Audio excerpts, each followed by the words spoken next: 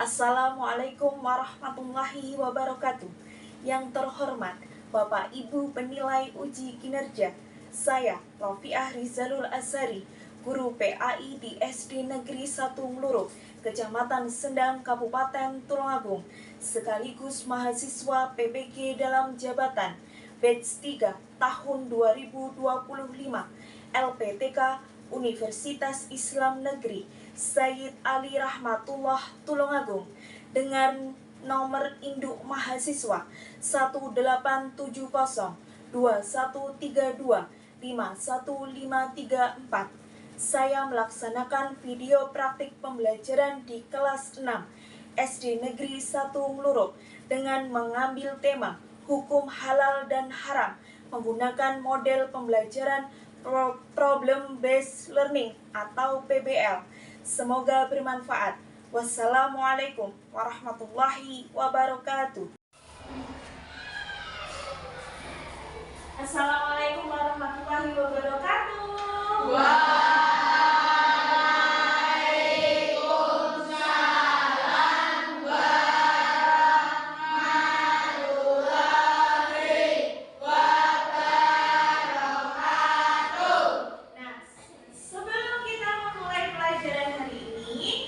Berdoa terlebih dahulu seperti biasa, berdoa dipimpin oleh ketua kelas. Tempat duduk siap, doa mulai.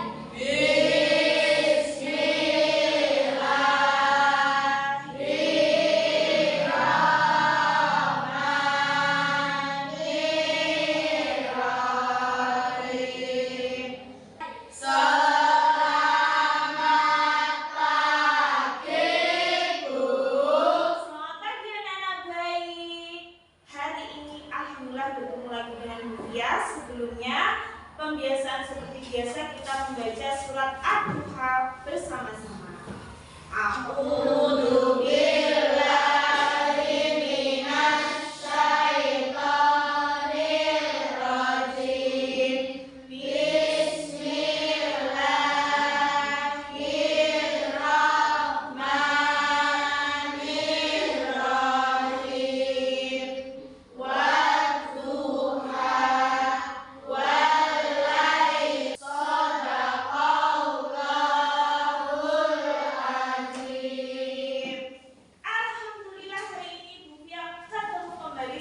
Anak-anak kelas 6, bagaimana kabarnya hari ini? Alhamdulillah, luar biasa. Allahu Akbar. Masya Allah. Sudah siap belajar hari ini? Sudah. Nah, sebelumnya kita SBM dulu tepuk siap belajar. Kayak biasanya biar konsentrasi. Dimulai ya, 1, 2, 3. Tepuk 1, yes. Tepuk 2, oke. Tepuk 3, semangat. Tepuk 4, konsentrasi. Tepuk 5, siap belajar. Alhamdulillah. Hari ini apakah ada yang nggak masuk? Tidak.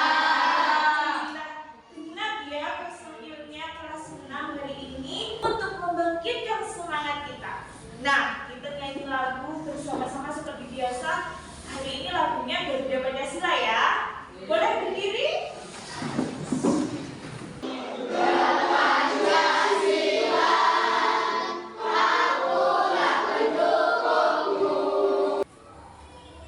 Boleh duduk kembali. Gimana, sudah semangat hari ini?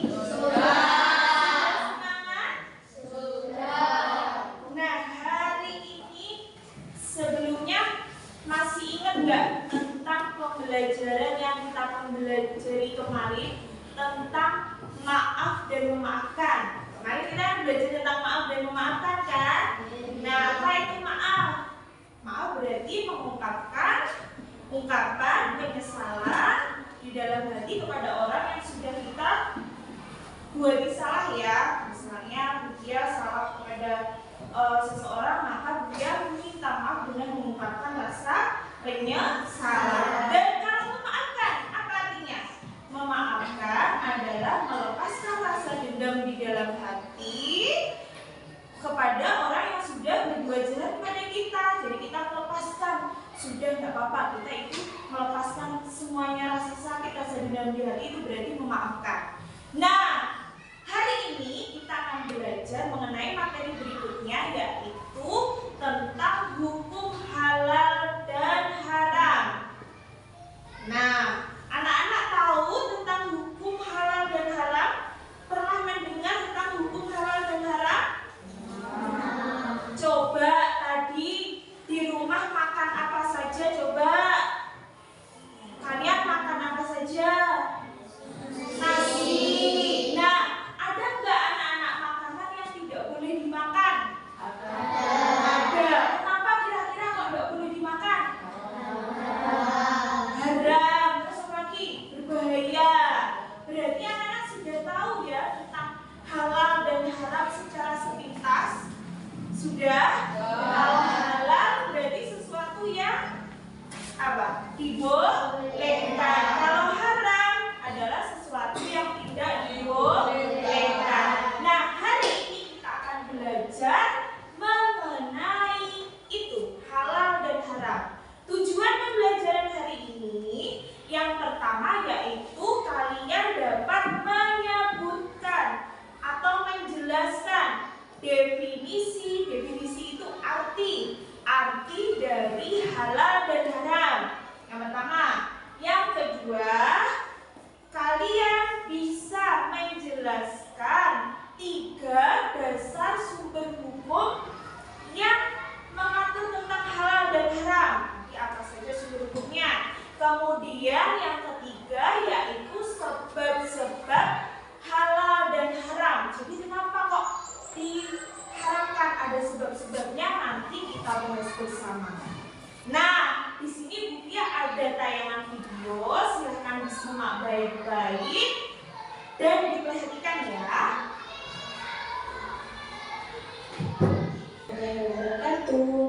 Halo, berjumpa lagi dengan Fia di sini. Hari ini kita akan membahas mengenai tentang hukum halal dan haram. Nah, simak baik-baik ya. Nah, persoalan halal dan haram adalah salah satu aspek hukum dalam ajaran Islam yang sangat penting kita tahu. Karena halal dan haram adalah batas antara yang hak atau yang benar dan yang batil atau yang salah, maka sudah menjadi kewajiban kita sebagai orang muslim untuk mengetahui dan sungguh-sungguh mempelajari mengenai hukum halal dan haram. Sekarang kita bahas mengenai definisi atau arti dari halal ya.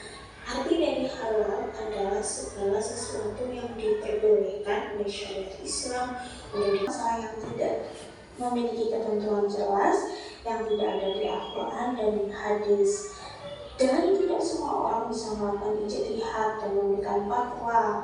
Bukan sembarangan ulama, hanya para ulama yang memiliki syarat mujtahidlah yang bisa. Kalau di Indonesia, ulama yang tergabung dalam Majelis Ulama Indonesia atau MUI yang bisa berijtihad dan memberikan fatwa. Nah, sekarang selanjutnya kita bahas mengenai sebab halal dan haram, memenuhi syarat-syarat yang ditentukan oleh syariat Islam. Contohnya, daging hewan yang tidak disembelih dengan syariat Islam itu akan menjadi haram hukumnya. Dan selain itu juga cara mendapatkan akan menentukan halal dan haram. Contohnya saja, kalau ada uang yang didapatkan dari hasil yang tidak benar seperti hasil mencuri, korupsi, kalau dibelikan makanan, maka makanan itu akan menjadi halal karena dibeli dengan menggunakan uang yang didapatkan dengan hasil yang tidak benar.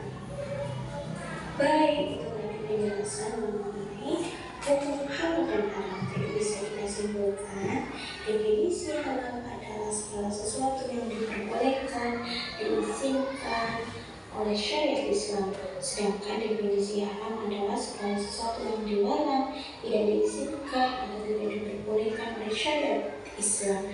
Tadi ada 3 sumber hukumnya, yang pertama yaitu Al-Quran, kedua ada hadis, yang ketiga ada Nah, setelah menyimak video ini tadi, Bu Fia akan ulas sedikit materinya biar kalian semakin paham. Nanti kalau ada yang ditanyakan, boleh ditanyakan ya. Silahkan bertanya. Nah, kita bahas dulu tadi mengenai definisi atau arti dari halal. Apa tadi? Segala sesuatu yang diperbolehkan, diizinkan oleh syariat Islam, baik itu dilakukan, dimakan oleh kita semuanya. Itu namanya halal. Kalau yang kedua, haram.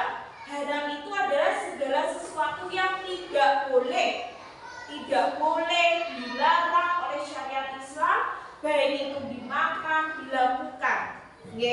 Itu adalah definisi atau pengertian dari haram. Selanjutnya tadi ada 3 sumber hukumnya. Kenapa kok ada yang boleh, ada yang nggak boleh, Bu? Ada halal, ada yang haram, Bu. Itu dari mana sumbernya kita tahu?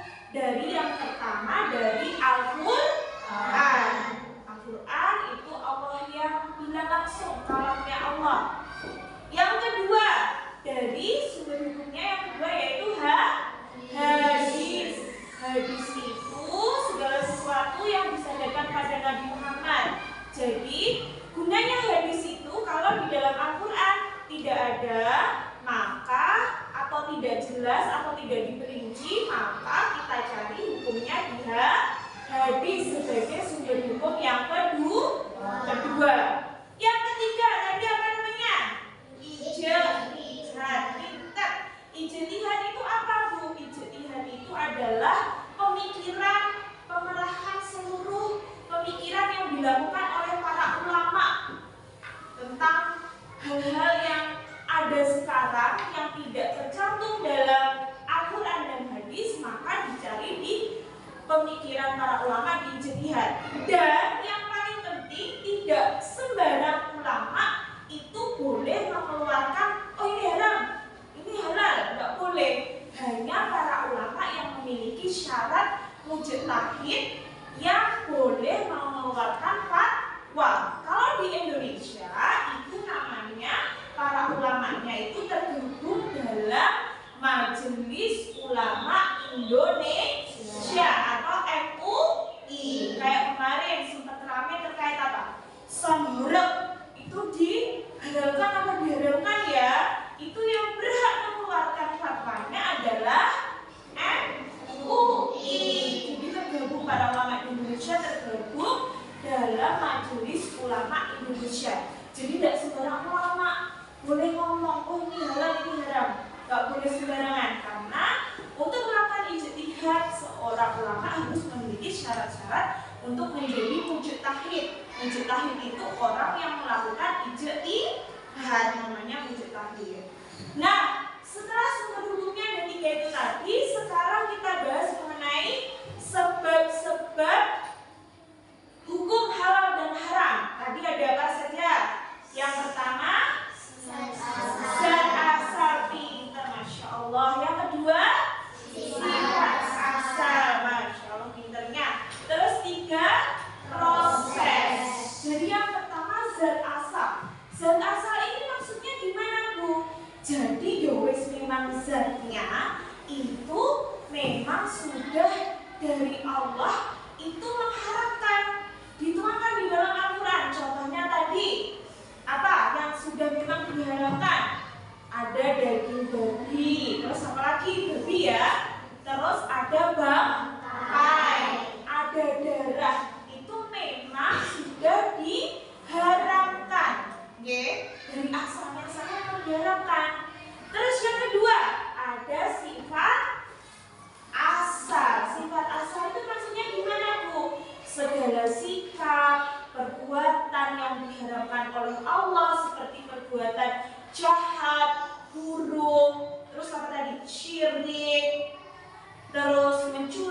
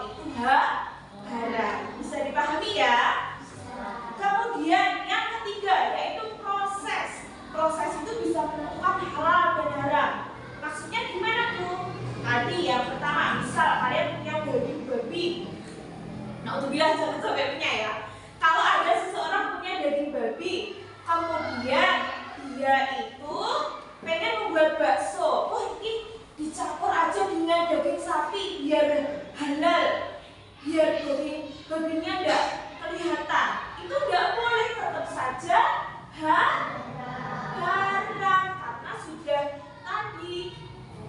memang babi itu diharapkan walaupun diolah sebagus apapun, dibuat steak, dibuat spaghetti ada toppingnya babi itu, walaupun dicampur dengan mie ayam atau apapun itu sudah tidak boleh karena memang daging babi itu diharamkan. Terus kemudian apalagi yang kedua prosesnya, kalau kalian misal di pasar ada hewan yang tidak disembelih dengan menyebut nama Allah, karena kalau menyembelih harus sesuai syariat Islam, bismillahirrahmanirrahim dulu. Nah itu maka dagingnya itu menjadi juga tidak halal karena tidak disembelih dengan sesuai syariat Islam. Terus yang ketiga yaitu misalnya kalau ada sesuatu yang dicampur tadi, kayak prosesnya, misal ada kalian membeli ikan gurame bakar di restoran. Nah tempat bakarannya itu bekasnya babi. Nah di situ proses membuatnya itu tetap tidak boleh. Tetap makanan gurame ini tadi karena tercampur dari bekas bakarannya itu, maka itu juga tetap menjadi haram. Ikan gurame itu halal atau haram? Halal, tapi gara-gara prosesnya yang salah itu tadi menjadi haram. Jadi segala sesuatu yang halal bisa menjadi haram karena itu tadi. Terus juga kalau misalnya kalian punya uang buat membeli nasi pecel, tapi uangnya itu kalian dapatkan dengan hasil yang tidak benar. Misalnya kalian berbohong kepada ibumu, terus naudzubillah jangan sampai ya, misal ada koruptor mencuri uang rakyat, terus itu hasilnya itu dibuat makan, buat foya-foya, itu maka hasil makanan yang dimakan itu adalah haram. Walaupun uangnya itu sebenarnya itu kan sama saja bentuknya, tapi ketika didapatkan dengan proses yang tidak benar, itu menjadi haram. Dibelikan nasi goreng itu halal atau haram? Halal. Kalau nasi goreng dari dapurnya ya nasi goreng biasa itu halal. Nah halal, tapi kalau membelinya dengan uang yang tidak benar atau uang yang didapatkan dengan hasil yang tidak jujur, mencuri, korupsi dan lain sebagainya, itu membuat nasi goreng tadi yang semula halal menjadi haram. Bisa dipahami? Bisa? Nah, sekarang ini ada pertanyaan pembuatan? Benar? Sudah siap mengerjakan tugas dari dunia berarti? Nah, hari ini kita berkelompok seperti biasa, sudah dibentuk kelompoknya ada 5 kelompok. Silahkan mengerjakan tugas dari Bu Zia. Nah, ada 5 kelompok ini sudah siap mengerjakan tugas dari Bu Zia ya. Di sini Bu Zia ada suatu kasus atau hal-hal yang perlu kalian diskusikan dengan teman-temanmu, dan nanti kalian menentukan kasus ini apakah halal atau haram. Misalnya di sini Andi membeli camilan pedas yang sudah ada label halal dari MUI. Ini termasuk halal atau haram? Disimpan dulu, nanti didiskusikan dengan teman-temannya dan dikasih alasannya. Alasannya kenapa kamu kok menjawab halal? Gitu ya. Nah, ada 5 soal. Kemudian ada soal juga ini yang kamu diskusikan sama teman-temanmu, yaitu ini soalnya juga, apa arti halal menurut syariat Islam dan lain sebagainya. Jadi ada 10 soal. Silahkan didiskusikan dengan teman-teman. Nanti seperti biasa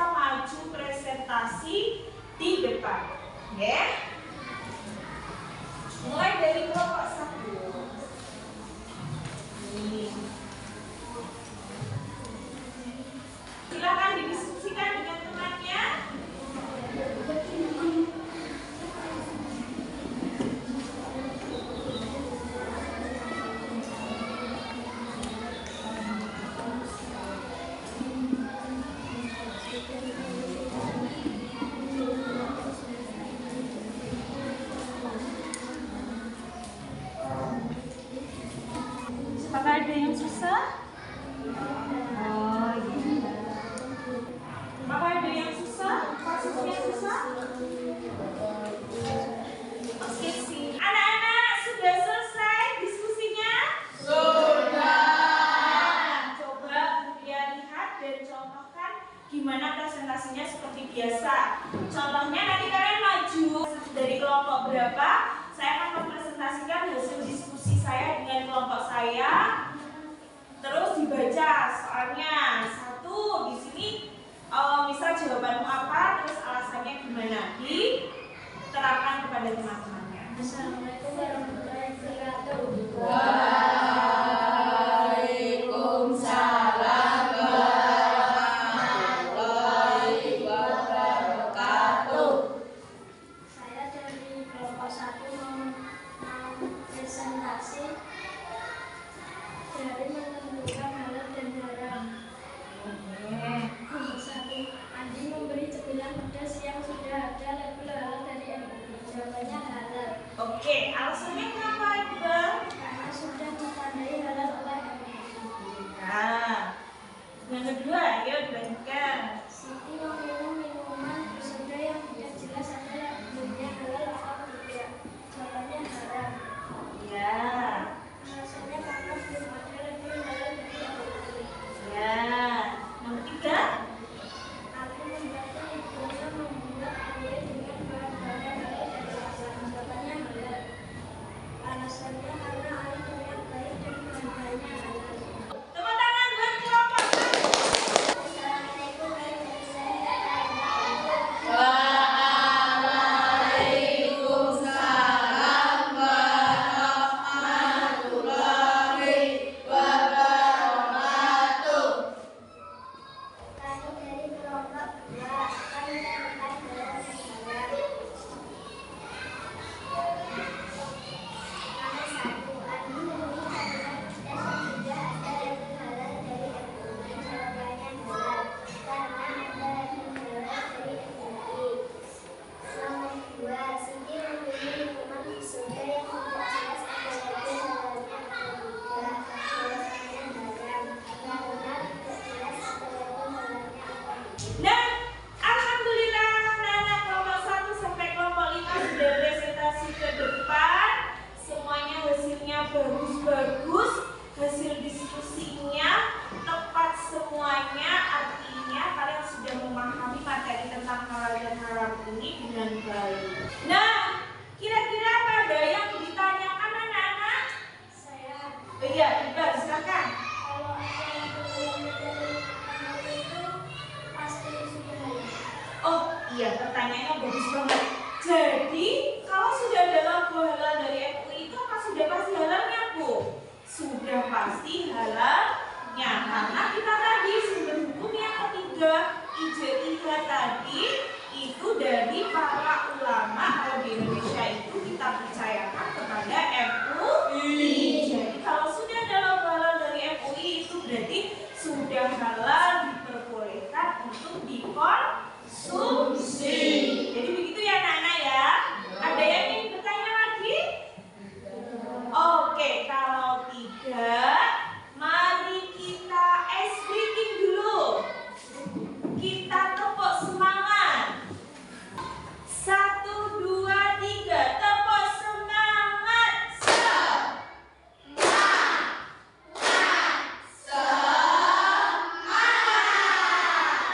Yes, sudah agak fokus lagi, sudah.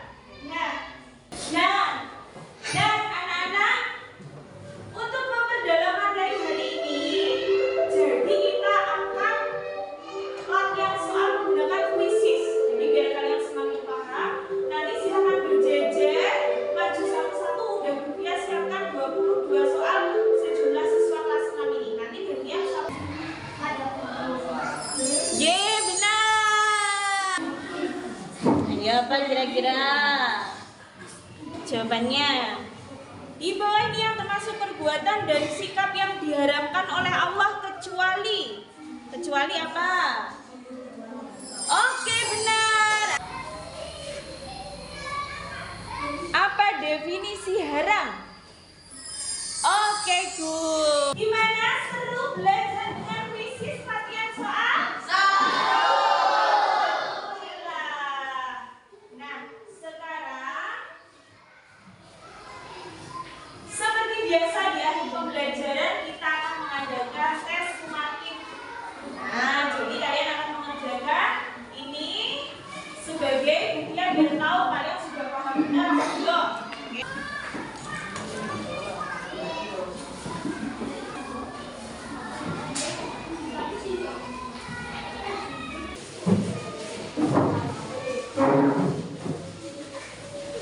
Setelah buktian lihat, cek sekilas semuanya jawabannya bagus-bagus dan benar-benar. Berarti hari ini kalian benar-benar memahami tentang materi, tentang apa tadi? Hukum halal dan haram. Anak-anak coba hari ini kalian belajarnya senang apa boten? Alhamdulillah, kira-kira apa saja yang bisa kalian pahami hari ini? Mari kita senangkan bersama-sama apa saja yang kita pelajari hari ini. Yang pertama yaitu tentang arti atau definisi dari halal. Halal adalah segala sesuatu yang diperbolehkan, diizinkan oleh syariat Islam untuk dilakukan, dikonsumsi. Dan kalau definisi dari haram apa tadi? Segala sesuatu, iya pintar, yang dilarang oleh syariat Islam untuk dilakukan, dikonsumsi. Nah, tadi ada 3 sumber hukumnya, apa saja yang pertama? Pintar 2, pintar 3, ijtihad. Good. Sekarang tadi sebab-sebabnya, sebab-sebab halal haram yang pertama apa? Pintar dasar 2, pintar 3. Oke, good. Hari ini kita sudah menuntaskan pembelajaran mengenai hukum halal dan haram, mulai dari definisi, dasar hukum, dan juga sebab-sebab halal haram. Kita